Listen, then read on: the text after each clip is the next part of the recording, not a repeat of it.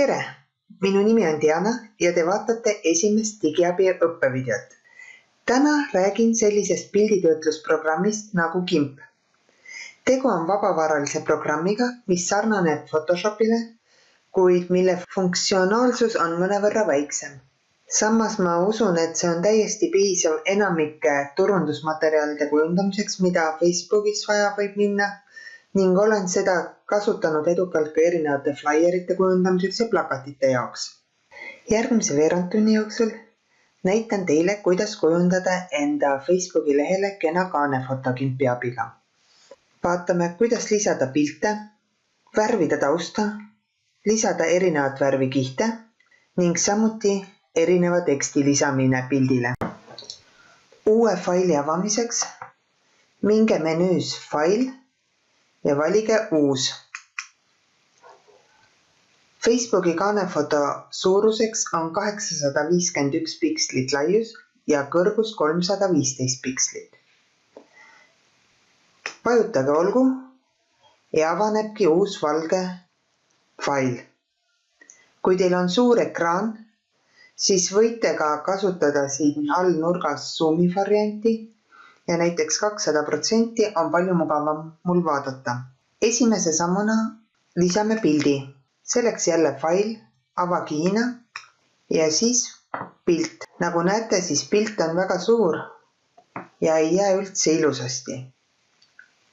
Nüüd kasutage mõõtuviimise tööriista siin tööriistakastis, vajutage sellele ning siis pildile. Valige soovitud kõrgus ja soovitan noolt alla vajutada korraks üles tagasi, et ta läheks mõõtu ning vajutage vii mõõtu. Nüüd valige tööriistakastist liigutamise tööriist ja tooge pilt endale sobivasse kohta. Järgmisena vaatame taustavärvi. Muidugi võib jätta selle taustaga valgeks, aga võib-olla oleks kenam, kui ta veidikene haakuks pilditoonidega. Üheks võimaluseks on võtta lahti värvipalett ja püüda siit sobivat värvi valida. Aga see võib osutuda küllaltki keeruliseks ja GIMP-il on olemas väga suurepärane tööriist, mis teeb värvi valimise palju lihtsamaks.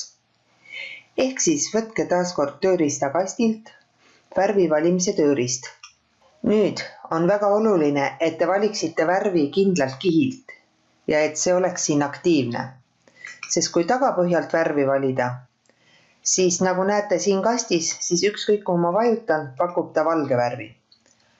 Aga kui teha pilt aktiivseks ja vajutada kuhugi, siis ta pakub juba selle pildi värvitoone.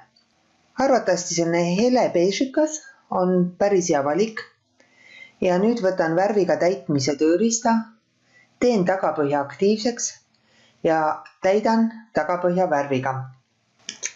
Järgmisena lisame oma pildile teksti. Selleks taaskord tööriistakast ja teksti tööriist. Kindlasti valige siit värv, millisena teksti näha tahate. Siit saate ka valida erinevaid fonte, suurust, kuid seda saate hiljem ka siin tekstikastis. Alustage teksti trükkimist lihtsalt vajutades hiirega sobivale kohale.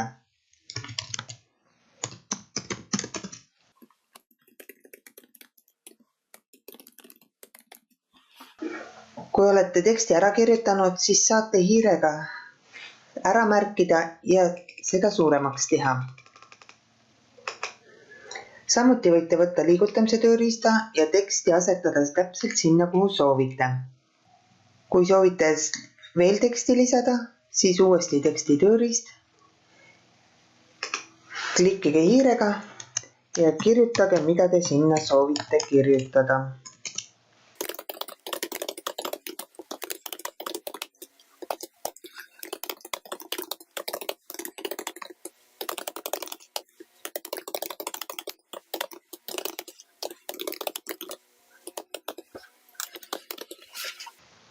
Nüüd uuesti, kui tekst on valmis, võtke liigutamise tööriist, vaadake, kas mahub ilusasti õigesse kohta ära. Võib-olla on vajalik ka teisi elemente pildil liigutada. Nüüd on pildil olemas tekst, aga hetkel ei hakka see tekst eriti hästi silma. Seega vaatame, kuidas lisada üks värviline kiht, et tõsta mingit osa tekstist paremini esile. Valige siit kiht, mille peale soovite uut kihti panna. Siis avage ülevalt menüüst kihid, uus kiht ja las laius olla 151. Kõrguseks paneme 100 ja värviks valime valge. Ja luuakse uus kiht, mis asub tagapõhja peal ja nendest tekstidest allpool. Nüüd liigutame kihi sobivasse kohta, seda võib teha hiirega nihutades, võib ka nooleklahve kasutades. Ja sätime oma teksti kihi peal sobivasse kohta. Hetkel ikkagi ei teki piisavat kontrasti.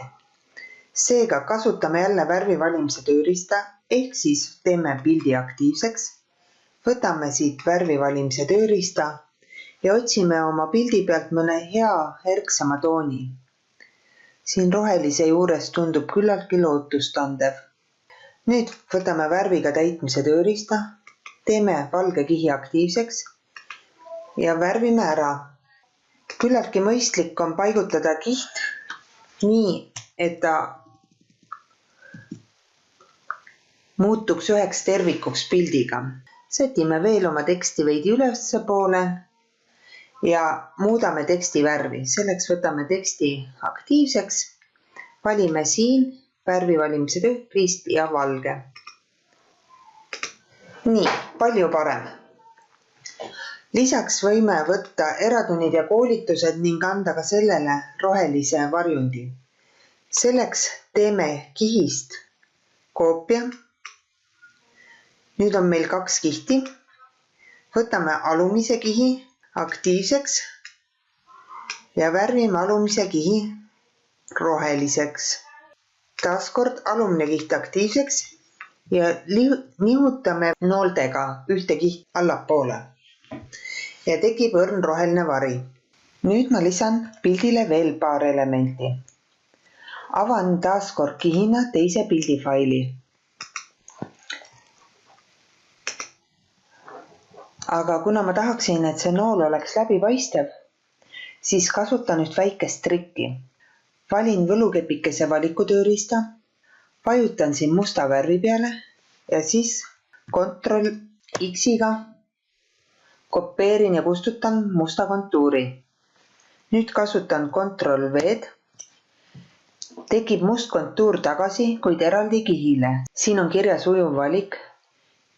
Vajutan hiire parema klikiga ja panen uuele kihile. Kustutan ära algse kihi ja jääbki ainult alles must kontuur. Aga see on liiga suur, seega kasutan mõõtuviimise tööriista ja teen noole sobivaks suuruseks. Nüüd nihutan noole endale sobivasse asukohta ja kopeerin selle kihi.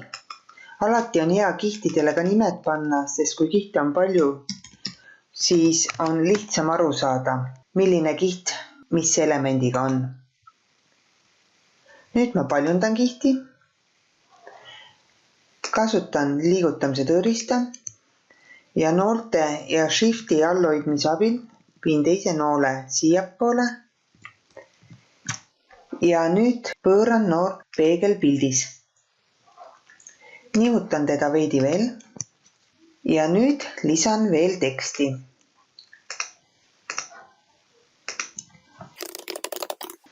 Aga see font ei sobi väga hästi siia noolte vahele, seega märgin teksti ja valin sobivama fondi. Suurendan teksti ja nihutan teksti täpselt siia noolte vahele. Nüüd viimase asjana tuleb fail salvestada, aga ka siin on väikene nipp. Kui avate menüüst fail ja salvesta, siis ta pakub teile võimalust salvestada fail laiendiga XCF, mis on GIMP-i faili laiend. Kirjutage siia failile nimi ja salvestage. See fail on hiljem, kui avate koos kõigi kihtidega ja saate seda edasi muuta kimpis. Aga seda faili ei saa kindlasti üles laadida Facebooki. Selleks on vaja valida menüüst hoopis fail, eksport ja nüüd avaneb aken, kus on võimalik panna failile mingi laiend. Valida saab väga erinevate failitüüpide vahel. Kui siit alt vaadata, siis on neid failitüüpe rohkem, kui teil arvatavasti kunagi vaja läheb. Kuid Facebooki faili jaoks soovitaks lihtsalt kirjutada faili nimi .jpg ning vajutada ekspordi. Nüüd ta pakub kvaliteeti ja erivõimalusi. 90% kvaliteet on täitsa okei. Vajutate ekspordi ja ta salvestab faili. Nüüd viimase sammuna minge oma Facebooki lehele, kuhu soovite pilti laadida. Vajutage Change Cover, laadige foto üles ja valige sobiv fail.